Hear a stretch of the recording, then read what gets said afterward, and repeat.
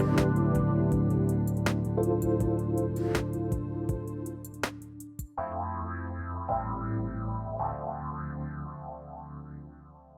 everybody. Welcome. You might be listening live here on 1150 AM KKNW in the Seattle area, or on Transformation Talk Radio around the world, or on Facebook Live on Christine Upchurch's professional page, as though I have to talk about myself in the third person, but on my professional page on Facebook, or on Transformation Talk Radio's page on Facebook. You might be listening after the fact on ChristineUpchurch.com or one of the dozens of podcasts this ends up in. But wherever and whenever, we're so grateful to have you here today. And I think you're going to be grateful too, because we're going to be talking about why and how we need to rethink life. But before I introduce our wonderful guest today, I'd like to say hello to the people behind technology, Olivia at TTR. Good morning, Olivia. Top of the morning to you, Christine. Thank you. And to you, Mr. Benny Mathers, the person who was in the studio, and it's kind of like ghost of Halloween's past, or almost Halloween's past. I remember being in there dressed up. Are you in a costume today? So, not entirely. I'm working on it, have been this morning. Of course, things are just a little different here around the studios. Yes. We're not doing a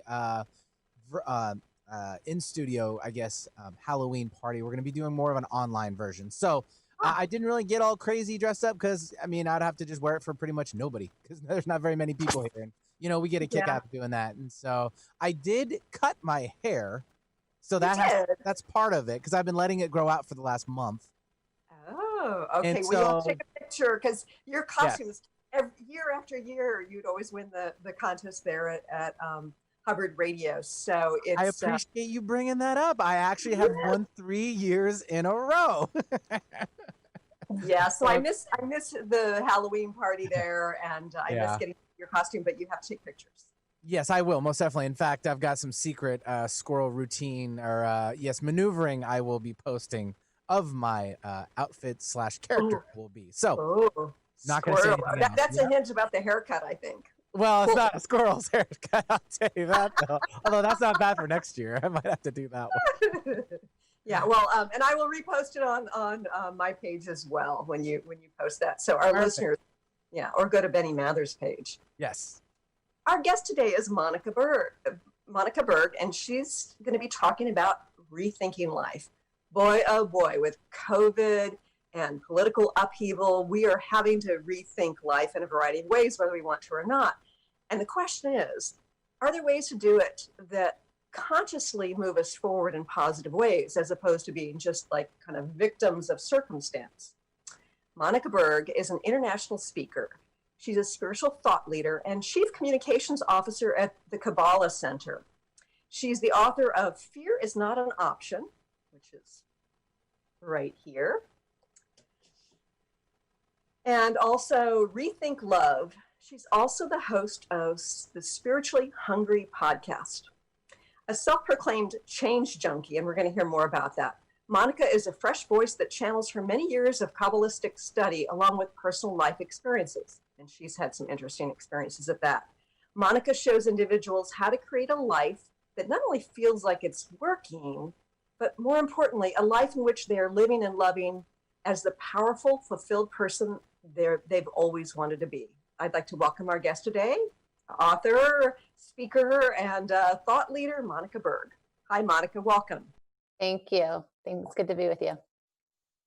You know, as we were saying, as you were talking to me before the break, you said, you know, this book here, Fear is Not an Option, that's from a few years ago. And because of what's going on right now, there's been a resurgence in interest in this topic. We're going to need to talk a lot about fear. And I know you do that in this book. But first, before we get into how it relates to our current time, tell us a little bit about your journey, about how you were sort of forced by life circumstances to take a look at your own fear. You know, it's interesting because I think that people, when they think about fear, they think it's just part of life's experiences. And most certainly it is. We all have fear. What I came to realize, and that was really the impetus for writing this book, is that as you go through life, unless you challenge your fears and actually work on eradicating them, you carry them along with you and you just add more on.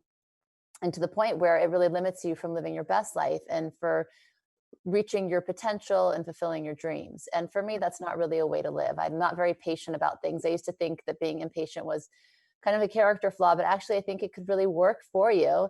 And I've made it work for me, and that I'm not patient to just settle or to deal with things that are uncomfortable and painful. I think they can all be transformed into something else. And fear is a great example, an opportunity to do just that.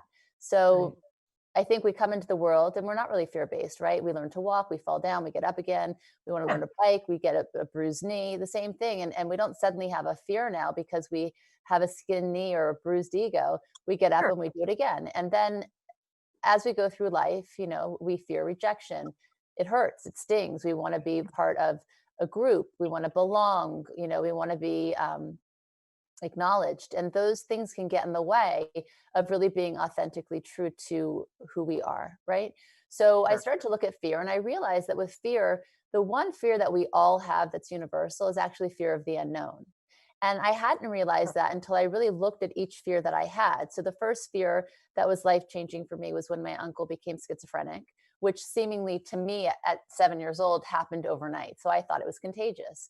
So that Yeah. was my first big fear.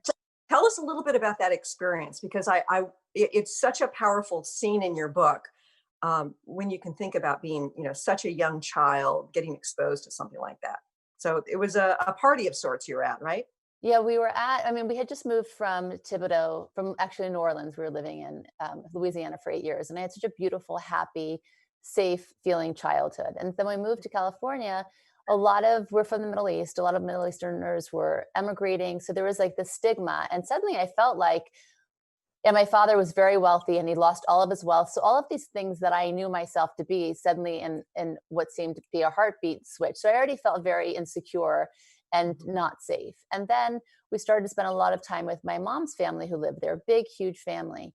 Uh-huh. And so when we would visit, my uncle had always been healthy. I mean, he was young and handsome and strong. And this one Sunday afternoon, he walked in and he was erratic and he was screaming, and he ended up exposing himself. And I was just terrified. And, nobody explained anything to me. I mean, I think they were all dealing with their own emotions. And even Sure. if my mom had explained it, pre-genetic disposition would have gone through my head. And I would have been afraid of that anyway, right? Because we are Sure. family after all. But I Right. really believed that it was contagious to the point where, well into my adult life, if I ran past, because I'm a runner, if I ran past a homeless person who clearly had mental issues, I would hold my breath, for fear of Mm. catching it.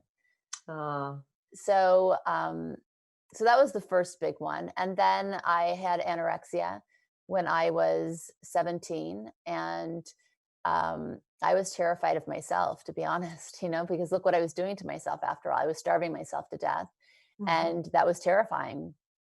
And I felt a real need for control. And we can go more into that too. And then later, a few years later, I had my second child, and he was born with Down syndrome, and I found out a few years after his birth. And by the way, for anybody joining us today, I am very happy. I love my life. I wouldn't change a thing that happened to me.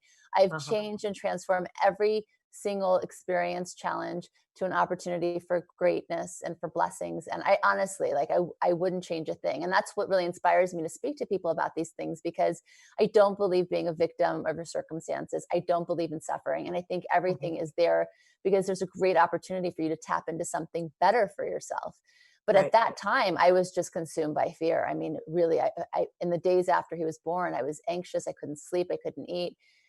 But Mhm. again, what I came through with my whole journey of fear is that we all fear the unknown. If you look at those three situations that I just explained, at Uh-huh. the end of the day, what was I afraid of, right? I was afraid of the future, right? Would I become like my uncle? I was Right. afraid um, of myself. Would I starve myself to death, and would I be unlovable for the rest of my life as I viewed myself Mhm. at the time?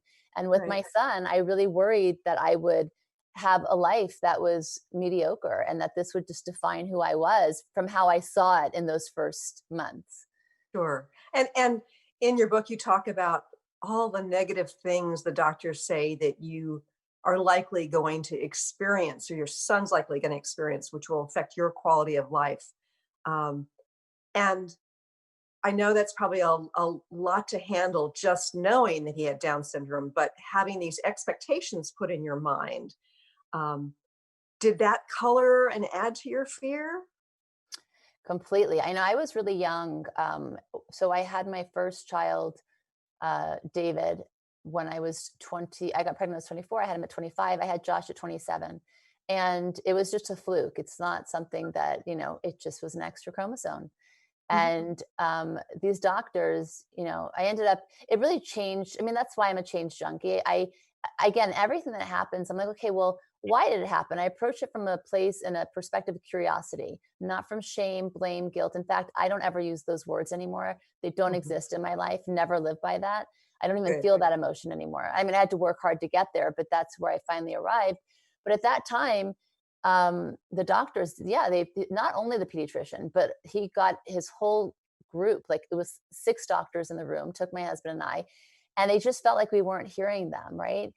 Because we just had no reaction. We're like, okay, this is we know what he has, but we Mhm. need to process it, and we need to choose how we want to react and how we want to approach this, right? We needed that space, Right. but instead they wanted us to, they didn't think we understood them. So they Mm. listed off all the things he would never be, he would never do, that he'd probably never eat solid food. Basically, that you should just give up on your son now. And I was really, it was the first time I was really able to stand up for myself. Really, I got up and I said, you know what? We heard what you said, but we actually don't find a lot of merit in it, and we're going to leave now. We walked out, and they were shocked. Uh-huh. And the truth is, in raising Josh, I raised him like all of my other children. I never treated him differently. We still Wow. don't. The kids never heard the word Down syndrome in our house until they noticed that things were very different. Uh-huh. But when they noticed things when they were younger, I would say like, well, Josh, is better at basketball than you are, and you're better at reading. Everybody is different, right? Because I don't want stigma on anybody. Yeah, yeah. And Um, you share a picture, but I don't know whether it's on your website or in your book, but he's a beautiful young man. Very fit, even though he has low muscle tone. He's a bodybuilder. I mean, he's got muscles. We just went against everything that they said. And by the way, in that moment when I got over the shock of it, and I decided to take really charge of of my beliefs and challenge them, I decided in that moment, most people, when they have a child, your child's perfect, right? They're Sure. healthy, they're beautiful. And then later in life, as they get older, you start to see some of their flaws or some of the Right. issues that they might have, right? Uh-huh. And with Josh, And by the way, having been a mom of 2 kids, I see, like, the first time around, I thought, okay, well, the good qualities are because of the way we parent, and the bad qualities, are because the way we parent. And then you get more than one child, and it's like, oh, they come in here with challenges. They come in here with personality. Um, so yes, they're not perfect in a certain sense, but in another sense, it's a perfect journey. well, it's actually a perfect beginning, I guess we could say, right? And even the things that I think do come up later in life with your children, you don't really worry about them. You don't really think about them. You just stumble across them when they get to that milestone for the most part. But with Josh, I experienced it the other way around. I was given a list of things that he might never be. So what I decided to do in that moment was challenge that, right? So I decided to embrace the idea of change of, you know, learning who he could be and all of his gifts and talents and discover him. And also subsequently who I would become as a person, as a mother, as a wife, as a friend, as a mentor. And I don't even think I would have written books or become a teacher if I had not had him as my son. I can honestly say that. So I came up with this credo that in change, there's great power. And that really became a testament to how I lived my life from that moment on. It really started my journey. And although I had been studying spirituality and Kabbalah since I was 17, it was and you learn things, right? You learn things according to where you're at. Sometimes when we learn something that's really profound or spiritual, we need certain rules put in place so we feel protected and safe. Like as long as I do X, Y, and Z, as long as I'm a good person, as long as I share, then I know nothing bad's ever going to happen to me. Well, when I had Mm. Josh, at first I did think it was a bad thing. And then I challenged that and I saw it as a gift. But I realized that I had learned things incorrectly because I needed to at the time. So Right. I So, relearned everything. so tell me what, again, this is really important because I think there are a lot of people out there who are on their spiritual paths that they think that somehow they can bypass the challenges of life by being so-called spiritual. or safe, right? Yes. And that's all an illusion. I like talking about illusions a lot because the things that we're so sure of are honestly usually not things that are based in reality. It's things that make us Yes. feel comfortable. And Right. I know it's a I'm writing a human. book called The Top 20 Myths About Spirituality because Ah, there's so many things we assume to be true. But if you look at them closely or you sort of shift the angle, it's like, wait a minute, having this belief limits our experience. 1,000%. And Yeah. that's why, my book is Rethink Love, my blog is Rethink Life. I want, and all of my series, they're all Rethink series, because I want people to challenge their thoughts and their beliefs. How did you arrive at this place? A lot of things were impressed upon us, and we never take the time to stop and actually challenge that and say, is this my original thought, or is this something that I collected over time? Yeah. Um, so what was your original question though? Oh gosh. It, I don't remember. Anyway, we got sidetracked, Yeah. um, but yeah, I actually have an exercise in Rethink Love about creating your credo, because it's not what you don't believe, right? People through life, they're like, well, I know I'll never do that again, or I know I don't believe in that. But it's so important to actually take the time to know what you believe. It's based on a knowing, on Right. experience and understanding of things that you've gone through. And so every single opportunity, yeah, that's what you asked me about your listeners today. If you're going through a challenge, if you're going through a difficult time, Oh yeah. first, if you have a belief system that isn't kind, right? And a lot of people do. That's why the first 8 chapters are devoted to becoming who you are. It's called Right. me. It's the me section, where people usually look external for things that they crave, like love, unconditional love, support.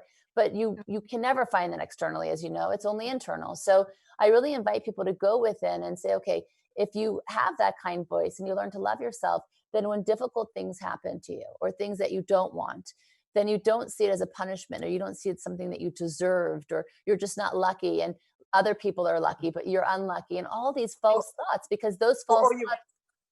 or you manifested it, like you did something that shifted your vibration and you managed to manifest it. It was a mistake somehow in your vibration. Right, by your doing, right? And Yeah. and you need to learn a lesson. Well, yeah, sure, you can learn a lot of things, but to really learn something and to change from it, there will not be a hint of a punishment in sight, and it won't be unkind. It's going to feel like a warm embrace, and you're able to lean into it and say, okay, again, this is not really what I wanted. It's not Mhm. comfortable, but here I am. So what's the opportunity that's waiting for me? Yeah. And that O word, opportunity, is huge, because if we look at challenges in those terms, then we see them as gifts along the way for our expansion. So why do you call yourself a change junkie? How is it that you went from wanting to control things to wanting to create change and embrace change? Exactly, because they're opposite extremes, right? They are. Yeah. And especially if you know anything about eating disorders, especially anorexia, it's that need for control, so much so that you control every single thing you eat or don't eat, right? It's on that level. And I am type A, I'm a Virgo. So like I like structure, I like order, I like a daily planner, and I think you should have goals. I think all of that's really positive. But what I came to realize through, again, why are things so difficult? Why are the things that are happening to me, why am I perceiving them as being so difficult? And, Mhm. and so, and that you need this kind of like hardship to actually then have pleasure, right? It's like that suffering mentality. It has to be really difficult. You have to work really hard to earn it, or it's not for you, right? It's Right. unearned. Yeah. So what I realized is, first of all, that is no way to live. And that made me an incredibly unhappy person. And Right. so I first decided that I don't want to do that anymore, because everything starts with a choice. And I think that people should have these conversations with themselves, that is this behavior, this thought, this action working for me, and if not, how do I challenge it? Mhm. And then the second part of that was, okay, I know what I know for sure is this, that most things we think are true are not, that the things that we take really seriously are not that important, and that where am I really putting my time and energy? Is it worrying about what's going to happen or not going to happen, or is it more in the world of being creative, being a co-creator, being a manifester of your life, right? So Ah, then I started to say, okay, the more that I am flexible, actually, the more that I am open to having certainty, and that everything that happens to me is for the greatest of my good, Mhm. then the more able I am to embrace change. And then it became something that, like, so I just started with that. And I'm going and breaking it down for your listeners because I want everybody to be able to get there. It started with that kind of process. And so then when things would happen, like I'd miss my flight or, whatever else I had planned for that day went wrong, I started to say, okay, it's not what you wanted. It's not comfortable. It's meant to be. I'm certain of that. Even though I don't have the whole picture, I know it's for my greatest good. And Uh-huh. then when I would do that, I would actually see that the outcome was always great. It always worked out and it was better and I was happier and I wasn't stressed, right? So for Right. example, if we missed our flight, which we did, my husband and I were invited to my friend's 40th birthday a few years ago. It was like a destination birthday. And we were all booked on this one flight to Mexico.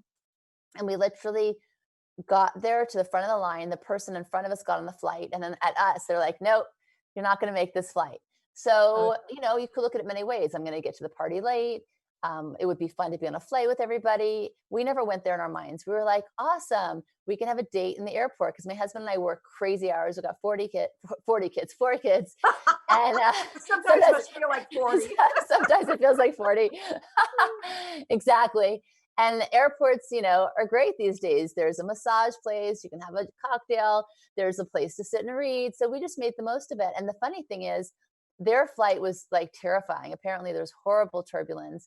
They were really uncomfortable, and ours was smooth as anything. And we only got in an hour and a half later. So, and for what? Like, what's the point of going through life with not wanting anything to change? The more you hold on to things, the more you want them to be exactly as they are.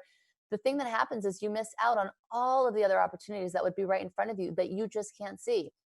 I mean, if we're talking about luck versus unlucky, the only difference is the lucky person is the one who is open to seeing what's right in front of them. They're looking for connection. They're looking for opportunity. They're not beating themselves up. Unlucky has a different belief system that nothing works out for me. There's never any opportunity. So you're going to see what you're putting out there. So change junkie is really now to run after change. You know that change is the only law of life. You're either growing forward or backwards. It's up to you to decide which direction and which ways you grow.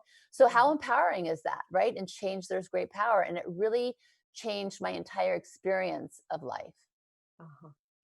And one of the things that I know to be true about change is that the only way to really ride the wave to positive change is to be embracing the current moment. Yes. It's a matter of, I think there's quantum physics behind it.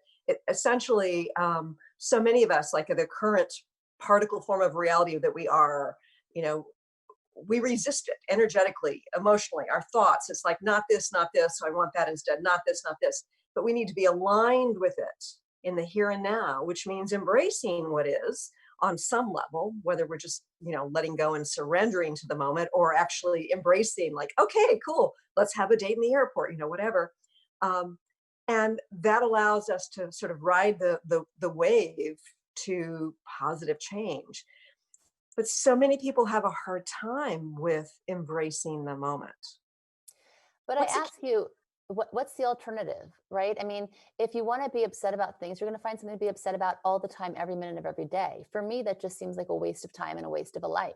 Again, the impatient thing, I think, is actually quite a spiritual concept if you use it in the right way. I mean, I think people are far too often patient with their upset and their worry and their fears and their misery, and they are impatient about other things. And that actually, it should be the other way around.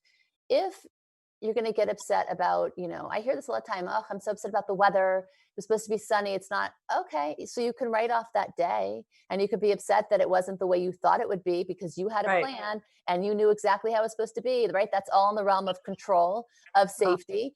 Or you can say, well, I guess this is supposed to be how it is. And what are my other opportunities for today? So even if, let's say, you planned an amazing 2-week vacation on the islands in the Caribbeans, right?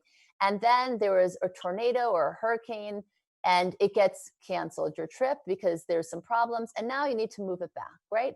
And you've been planning this for a year and you've been saving up money and you're so upset because you had a plan and you were supposed to be on the island on this specific day, right? So you can be upset about that. Sure, you can let those 2 weeks be upset and every day wake up and think you should have been there instead of where you're at.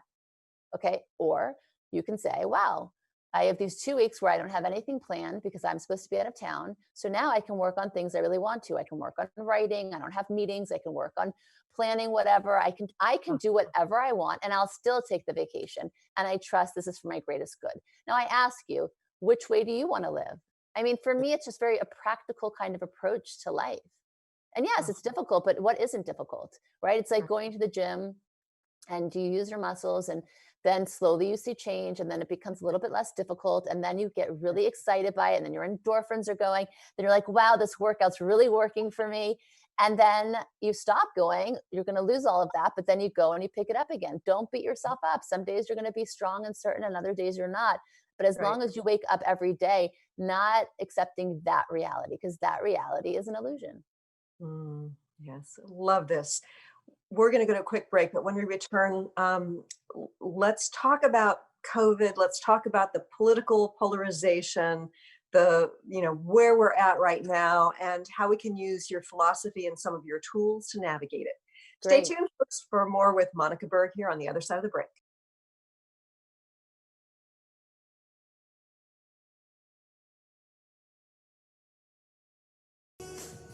Welcome back to the Christine Upchurch Show here on 1150 AM KKNW in the Seattle area and on Transformation Talk Radio around the world.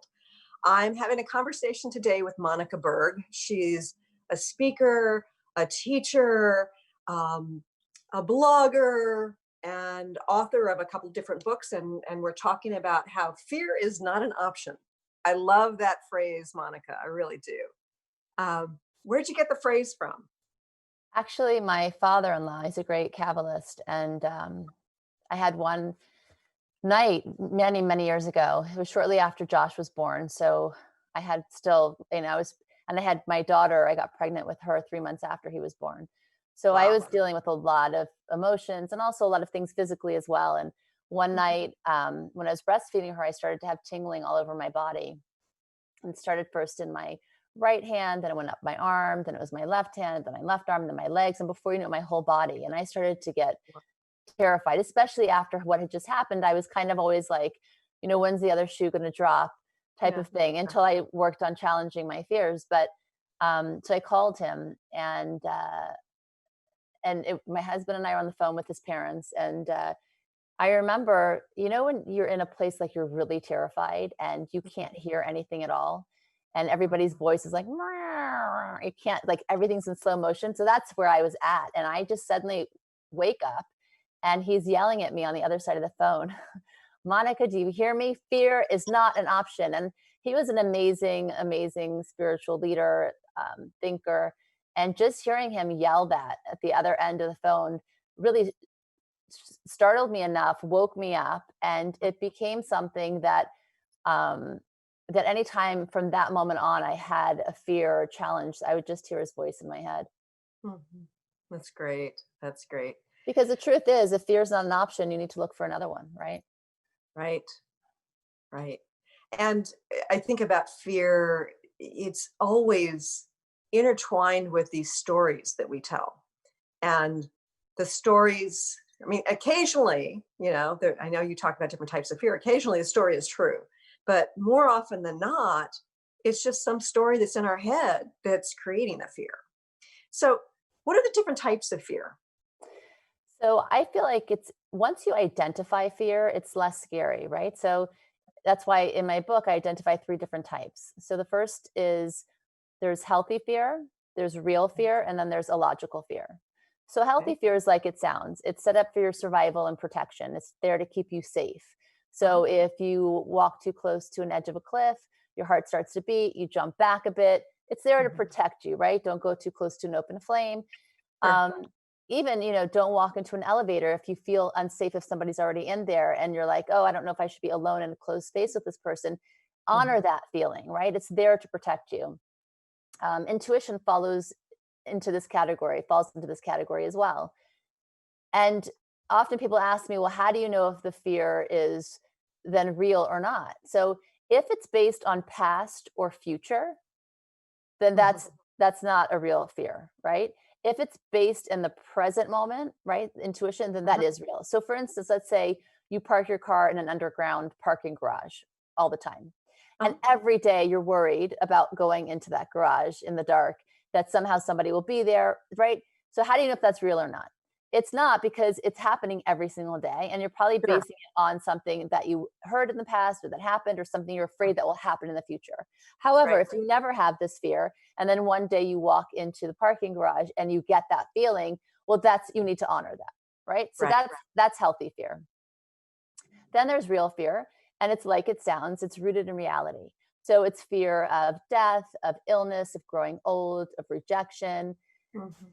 things that actually happen in life. But even with this kind of fear, you can transform it to really use it and make it something that can be powerful for you. So for instance, I hear a lot of people talk about losing their parents, right? It's a fear we all had. I don't care how old you are, how young you are, we all have that fear. But instead of ruminating about this day that will eventually come, you can actually use this for a motivator for change, right? How much of the time that you're with your parents are you spending talking about important things, telling them how much you love them, laughing together, enjoying yourselves, versus thinking this negative thought over and over again that's not going to change or alter any situation. So it's really Right. about, where are you putting your thoughts, your energies, your intention? Really powerful, right? And I think that's why we have certain emotions. They're there to say, okay, wake up. How are you living your life? How are you spending your time? Whether it's fear or sadness or anger, any kind of extreme and negative emotion is there for us to learn something about ourselves. It's our soul kind of making us uncomfortable, so we pay attention to what's really important. Yeah. And then the last one is illogical fear. Now, this fear is actually where we spend most of our time, and this is the fear that can be completely and should be completely eradicated. I sometimes hear about people speaking about fear, and they're like, "Oh, I learned to cope with my fear. I learned to live with my fear." I'm not interested in that. I want you to eradicate your fears. So, Yeah. illogical fear is fear of, Interesting perspective. yeah, completely Yeah. different approach, right? Um, See, this is the thing that you should be impatient with, right? That patience impatient thing. Don't be patient for that. I'm going to have my fears with me. So illogical fear is like fear of elevators, fear of heights, um, fear of spiders. So, and this is where we spend most of our time. This is where we stop from living our best lives. We really paralyze ourselves because we're so afraid that something can happen, right? That something will go wrong and that it's not meant to be. And then basically we play it really safe because we're afraid to put ourselves in uncomfortable situations or put ourselves out there. And really, this is where we really waste our life in extreme ways. So many people, like somebody who is afraid of flying, and they'll never leave the state they live in, or they won't go out of the country. How Right. many opportunities, how many different sunsets are they missing? Or just because I feel Yeah. like when you leave the space you're always in, you instantly get a shift in your perspective on life because you have a whole nother view now. Yeah. Once upon a time, I went through a stage where I was afraid of flying, and Oh, really? yeah, and my therapist, taught me. She said, "Well, in the current moment, pay attention. If everything's okay, let go in that moment with the option of being afraid in the next moment." And eventually, I got over my fear, and then I was traveling all over the world to teach. So I Right. So what wouldn't would have your had life that have? huge expansion had I not worked through that fear. Right. And what if you didn't even go on the book tour altogether because of your fear, or you didn't even want to write the books because you want to put yourself out there, or people who are afraid of public speaking, same Uh-huh. thing. Maybe they have a beautiful message to share with the world that they're really passionate about, but their Yes. fear is getting in their way. I mean, I used to hate public speaking. I know, When I me too. first hated it, when I first started, I mean, that first time I ran to the bathroom so much that week. I lost like 5 pounds. I was terrified. And Uh-huh. then I believed more in what I wanted to relay than I did the fear. And I challenged it, and now I love public speaking. It's just so much I do fun. too. Yeah. Yeah. And it's like you do have to work through the fear. So and one of the things that I've learned is what I used to sometimes interpret to be fear was actually excitement. It wasn't anxiety, it was excitement. And if I could tap into that aspect of it, the heart racing, it's because something important is about to happen. It's like, I'm going to connect with this group of people, and we're going to go on a journey together. Well, Um, that's what's interesting what you're saying, because that's exactly right, right? You believe in something greater. But I'm thinking about some of your listeners. What if they're not, because I use that a lot when I'm stressed, right? Instead of saying stressed, I say I'm excited. Why? Because the projects and things I'm working on are things that I'm really passionate about and I believe in. right. Yeah. But if you're working on things that you're not happy about, that you don't believe in, then that stress maybe just needs to be removed. So I do think fear, stress, all those things can be put into excitement because it's the same energy. One is positive, one is negative. Sure. However, there are certain fears and there are certain things that you just need to dump. They're not really yours, they're not really real. Don't give them energy. Instead, give energy to what you do want to create, because a lot of it sometimes is just noise. Um, and as we get older, if we don't actually challenge our fears, we just collect them and you have more and more and more. And then before you know it, you're just a fear-based person. Yeah. Speaking of fear and collecting more and more and more, I've been sort of concerned about how rampant fear is in our world right now, between COVID and the polarization in politics, to concerns about control, like governmental control of our personal liberties. There's a whole lot of fear out there, and I know you live in New York City, right? New York City was one of the places with the worst COVID and the worst COVID outcomes too. How did you navigate that? And what advice do you have for people in the midst of this uncertainty?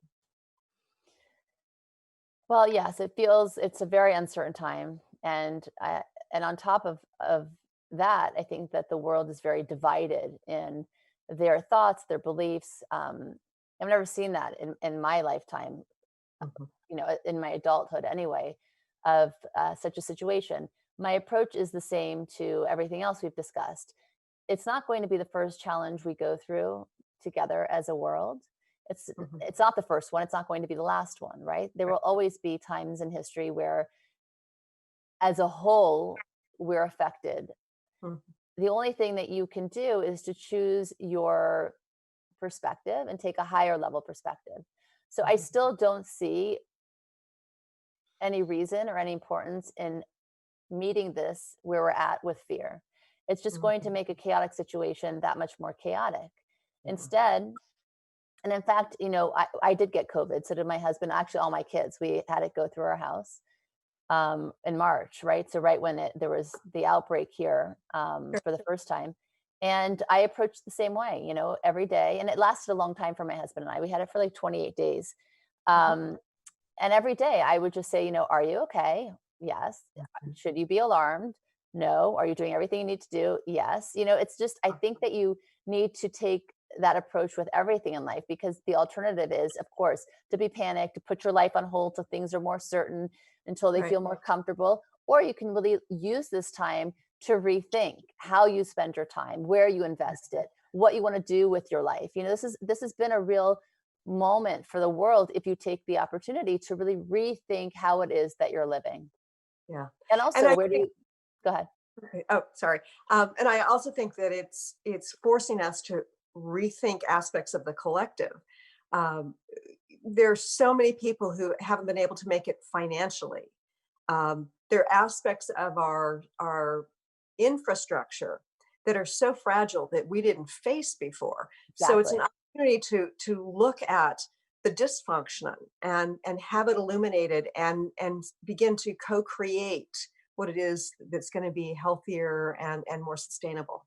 1,000%. That's what I was going to say, actually. Oh, sorry, Because I no, interrupted I'm you. happy you said it. No, we had the same thought. I think that we can go through life just accepting things because they've always been that way, or no one else is challenging it, or it's broken, but it's not the time to fix it. Well, actually, now is the time to really look at where there are holes in every aspect of our culture, our society, our private lives, our public lives, how we are as a community, and really challenge that. Whatever's not working, we all have the responsibility to find solutions to making it better. Mhm. Yeah, yeah.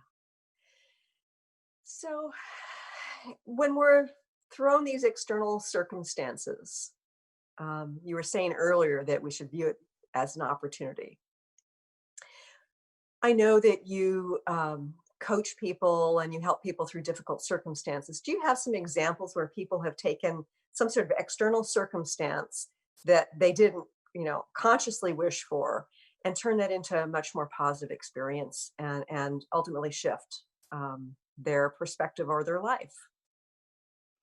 I mean, I see people do it every day actually, in small ways and in big ways. It could be like in my case with having a child with a disability and really challenging what that looks like, Uh-huh. um, and how that feels. 'Cause I felt a lot of shame in those early days, and that's when I still carried all of those feelings around.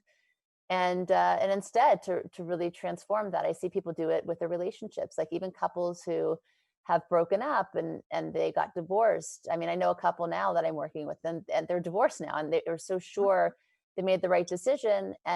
She and she needed to do that so she can actually become more of who she should be. And then Uh-huh. he realized what his mistakes were. It took this extreme break, Mhm. right? To go to Yeah. this, like, we're going to get divorced, extreme separation, to actually come back together as two different, more whole minded, healthy people.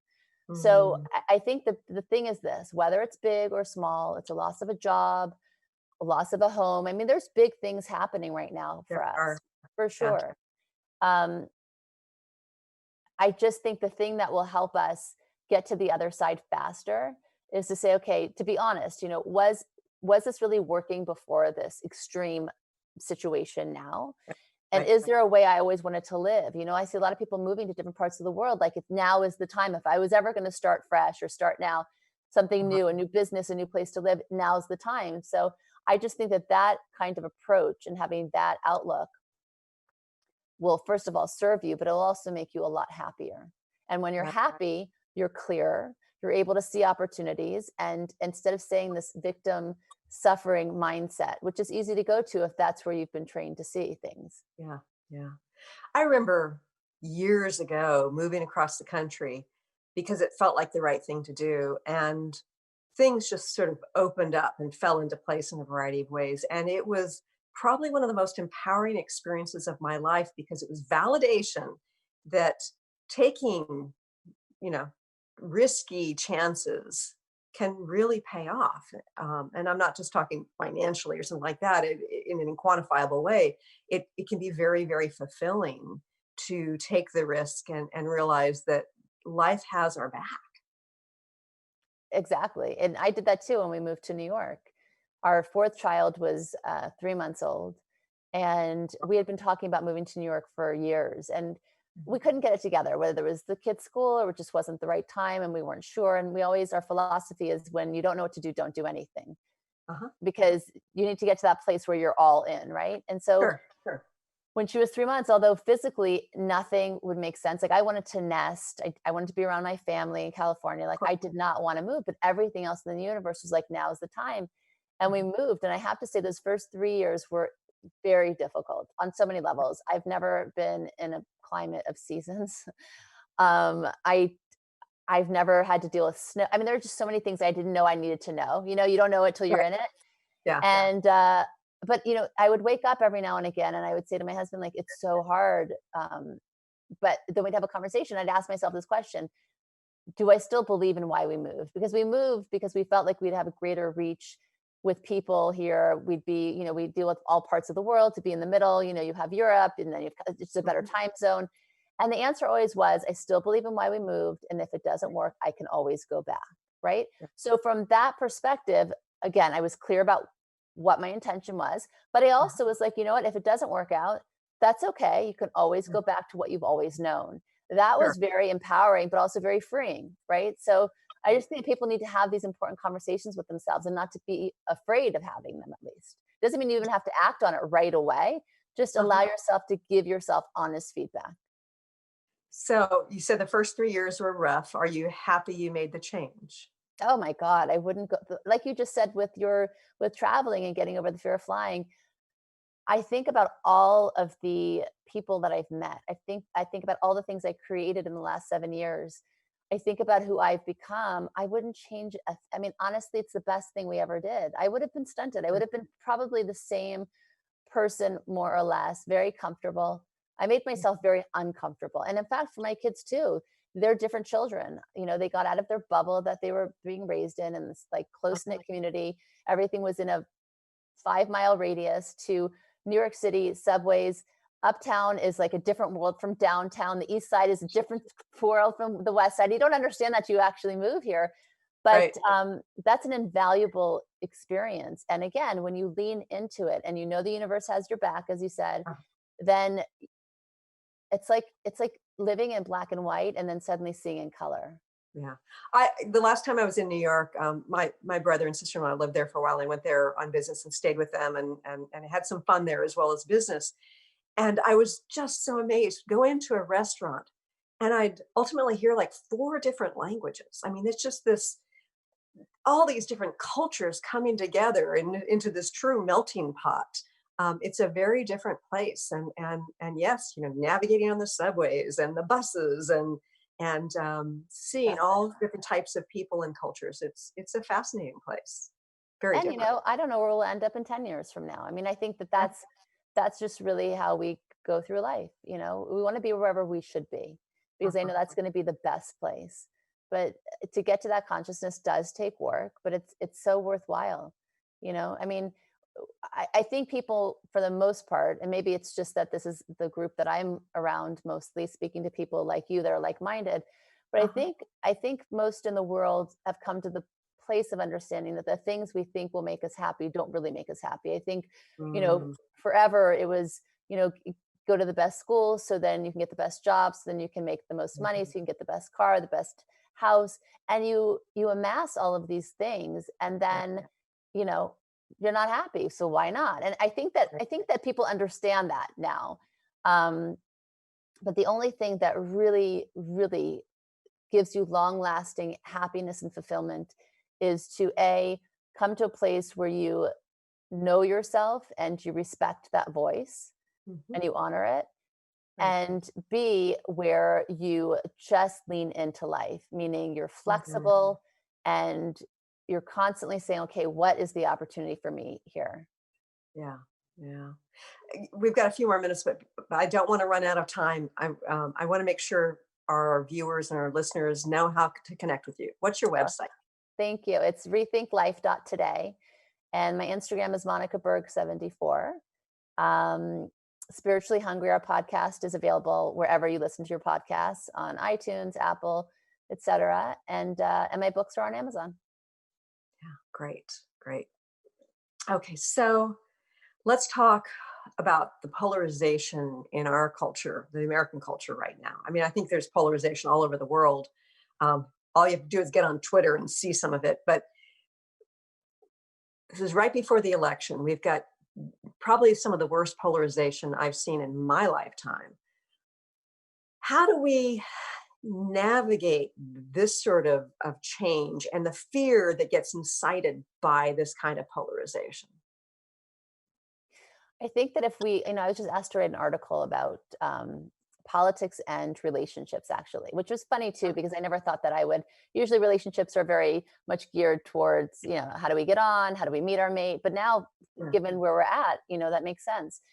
I think that we are all being asked as individuals to put our best self forward, right? Mm, Because we see the fake news, we see, if you listen to one kind of channel or another, you're going to get 2 different stories. So what are we yeah, really trusting out there? And again, that just adds to the fear and the uncertainty that we find ourselves in. But it if does. each person can step up and say, even though I fundamentally disagree with that person's viewpoint, and the problem is this, because I don't think it's been like this in the past, we are looking at what people are supporting or who they're supporting, and therefore we're hating them for it, right? Like, if that's Right. your belief system, then I didn't know you. Even their family members, like, I how can know. you support so and so, right? I'm asking everybody to just take a step back and remember that we are all craving the same things in life. We're all looking for belonging, for love, to be heard, to be acknowledged. And let's just operate from that space. We don't have Yeah, to agree on things. And we all know that. But for some reason now with politics, it's become so incredibly personal. And it there's so has. much hatred that's coming from that. And then where are we going to be as a nation if we continue in that vein?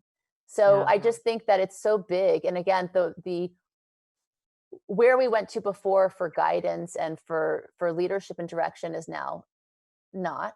So I right. think it's up to all of us to really be that, right? To direct where we want to put our thoughts and our love, and to be leaders in our own right. And a Yeah. leader is one that's going to show people to step up and be there for others. And you can't do that from a place of hate. Yeah. And that's so important. And it's funny because I've been thinking a lot about tribalism lately, and finding our tribe, our true tribe, our soul tribe can be very empowering.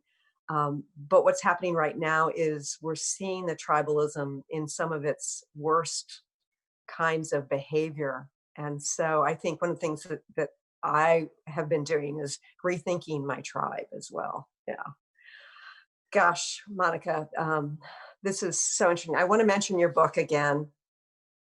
Fear is not an option. I hope that this is coming out straight. I don't know. And I really love the way you talk about eradicating certain types of fear, because I haven't read that. People talk about how you manage your fear, and you were talking about eradicating fear. And at first I'm thinking, Mhm. but then after reading it and understanding what you're talking about, it makes perfect sense. Um, so, I want to thank you for being here today and for showing up and being the change junkie, so you can inspire others such as myself and our listeners today to embrace change and to co-create change. So thank you very much for being here. Thank you so much. I had a great time. And if you want to share this, you can share this on Facebook on Christine Upchurch professional page. It will also be up on my website, christineupchurch.com, and it'll be in various podcasts as well. Thank you for joining us here today. I look forward to talking to you again soon. Thanks so much for tuning in today. If you'd like to empower yourself to step further into your vibration of change, please visit my website at christineupchurch.com, where you can learn more about my insights, upcoming events, and private sessions.